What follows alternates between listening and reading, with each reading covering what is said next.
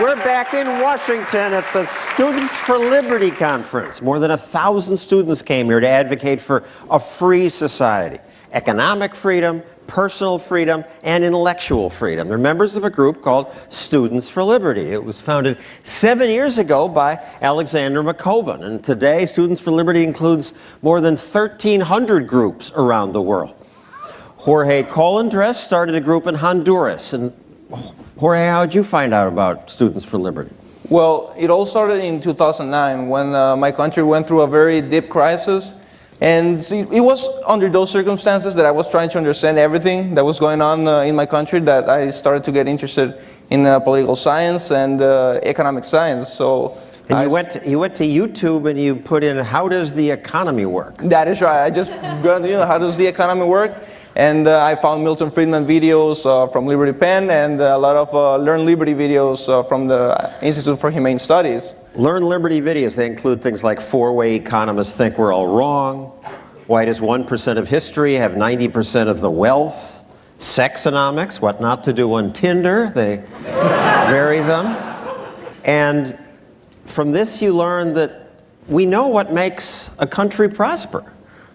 They weren't doing it in Honduras. That's right, they weren't doing it. I'm also a law student, so when I started to read the legislation of my country, I started to get what was wrong. And I thought it had to change. And there was nobody presenting these ideas, the ideas of liberty that have actually a lot of evidence that the countries who implement these ideas get prosperity, peaceful coexistence, and the human dignity, which is what I think my country is.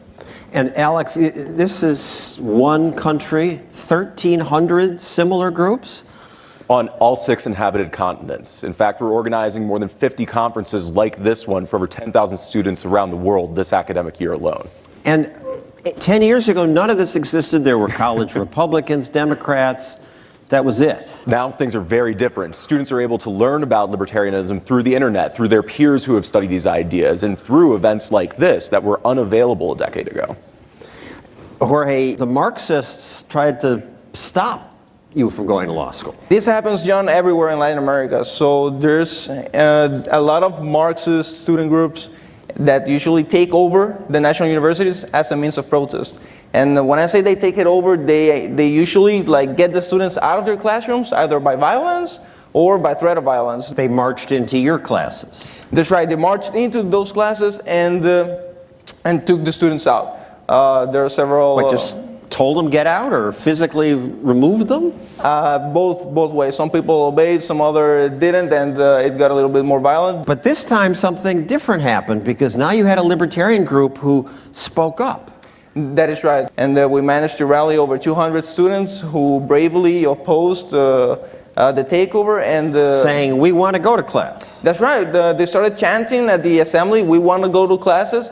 And you could see the Marxist students wouldn't believe what was going on because they had never been opposed before. And they also called you a terrorist on social media. They were telling me I was a right-wing fascist. They were saying that I had threatened them with bombs. Unfortunately, this kind of experience is becoming all too common for us to see in Students for Liberty. Last year in Venezuela, during the student protests against the Maduro regime, we took the threats against some of our student leaders so seriously, we helped evacuate them to a neighboring country to protect them. But more recently, we've seen Nazis break into Students for Liberty events in Serbia and assault some of our students to try and shut down conversations. We've seen our students arrested in the Gambia. We actually just learned about one of our students being beaten up by police in Ethiopia just a couple of weeks ago, simply for holding an event to discuss these ideas. But the inspiring thing is that students like Jorge and others aren't backing down in the face of these thugs. They're continuing on. Unfortunately, most of you are from America. You haven't had this happen. Do you have questions for Alexander or Jorge? Come up to the microphone. John Hernandez. I'm from Bristol, Virginia. I go to the University of Virginia. My question was for Jorge. I had a cousin recently, I guess not recently, last year, that was protesting in Venezuela and was put in jail. And I was curious, Jorge, what do you think the future for Central and South America is moving forward?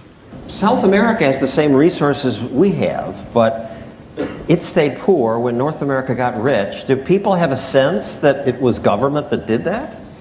I don't think they did. All the history and sociology teachers, they always give like a Marxist view of history and tell us how America became rich by exploiting Latin America, which makes no sense at all. Hi, my name is Sally Jerica. I go to University of Waterloo in Canada, Ontario.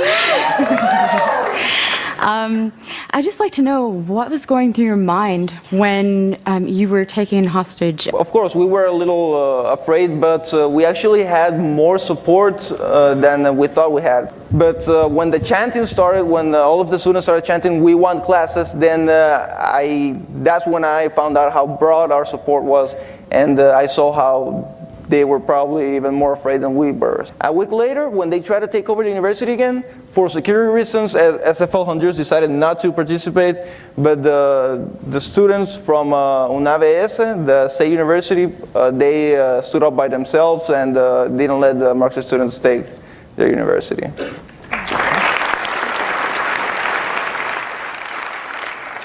Hi, my name is Jack Gordon. I'm from Sioux Falls, South Dakota, but I attend the University of Iowa. What's it going to take to get the momentum we need to start a real revolution in this country?